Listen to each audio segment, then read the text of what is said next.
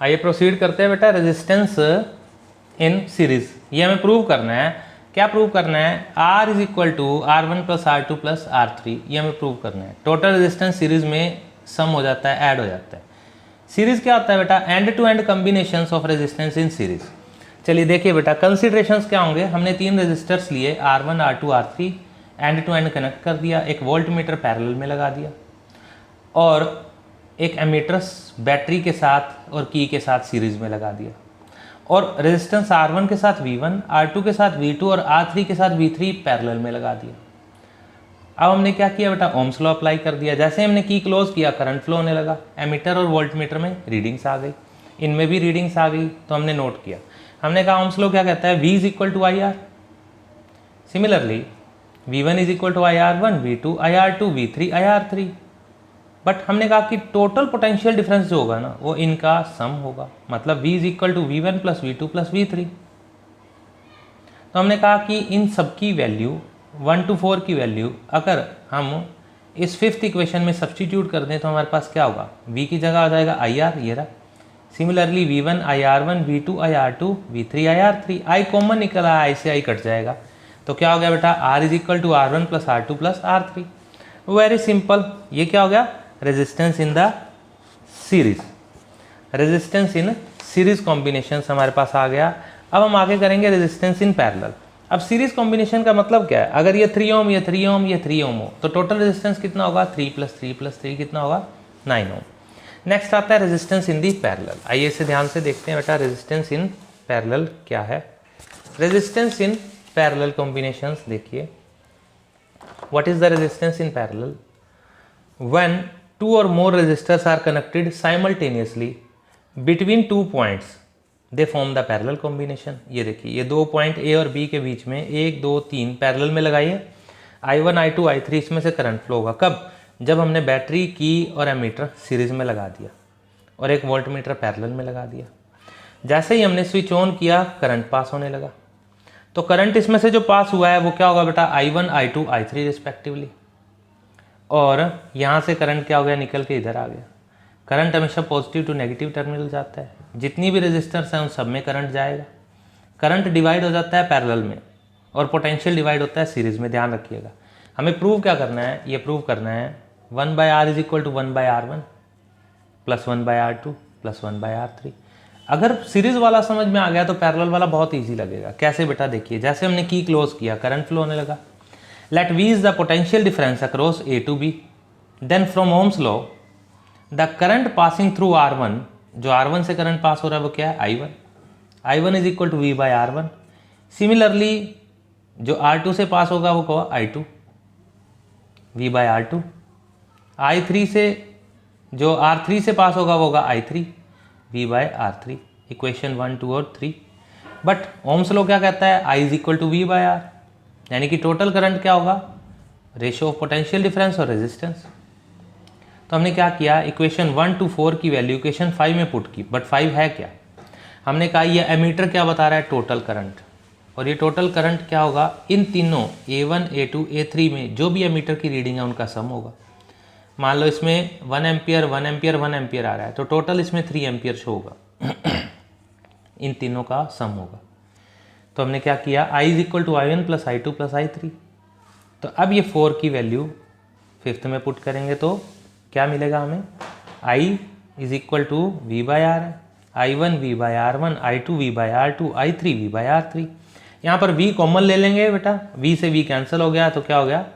Resistance in parallel 1 by R is equal to 1 by R1 plus 1 by R2 plus 1 by R3। तो हमारे पास क्या आ गई? Total the total resistance in parallel is sum of reciprocal of all the resistances connected in the parallel. Parallel में जितनी भी resistances connected की गई हैं उनका क्या होगा? सम हो जाएगा।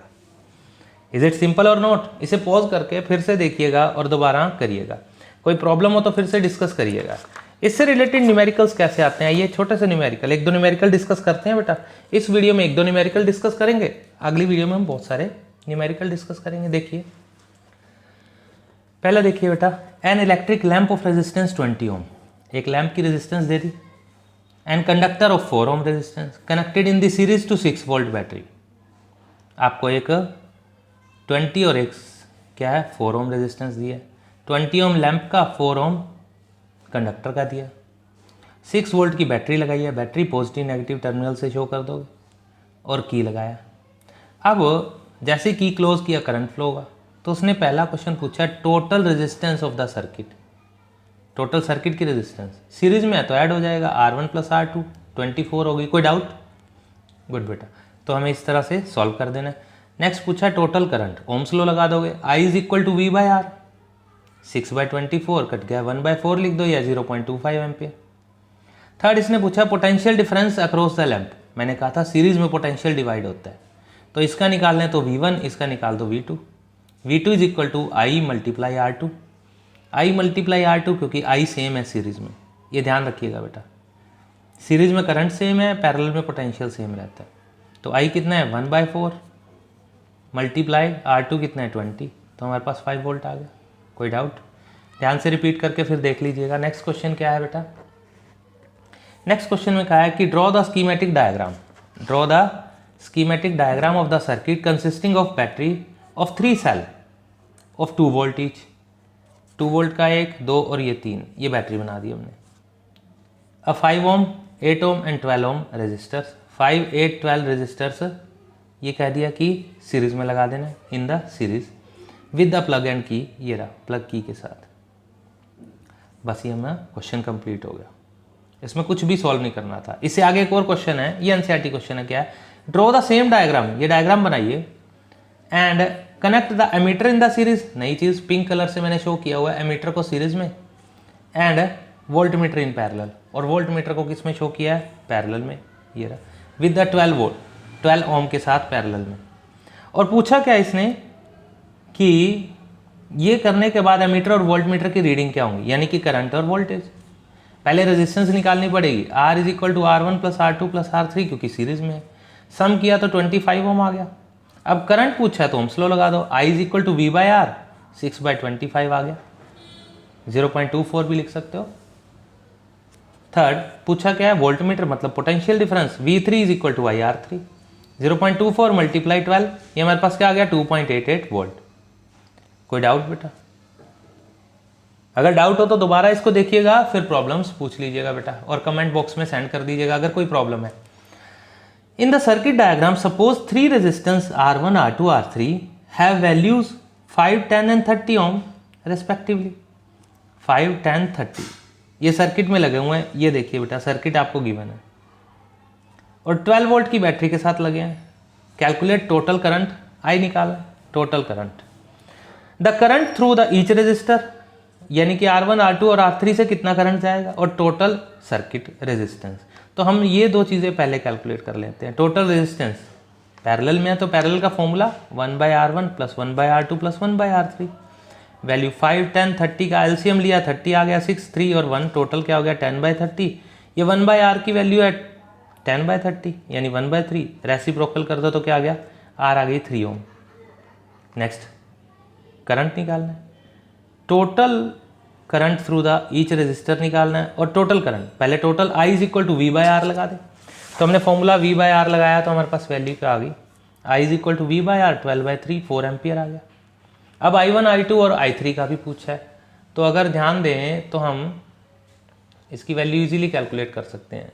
कैसे बेटा? देखिए हमारे पास I1 I2 और I3 V/R1 V/R2 V/R3 सारी वैल्यूज आई 12/5 12/10 12/30 2.4 1.2 और 0.4 एम्पियर आ गया। कोई डाउट बेटा? Very good. नेक्स्ट न्यूमेरिकल्स के लिए हमारे साथ बने रहिए बेटा। Videos of Pankaj Arora SI institute. Thank you for watching my video.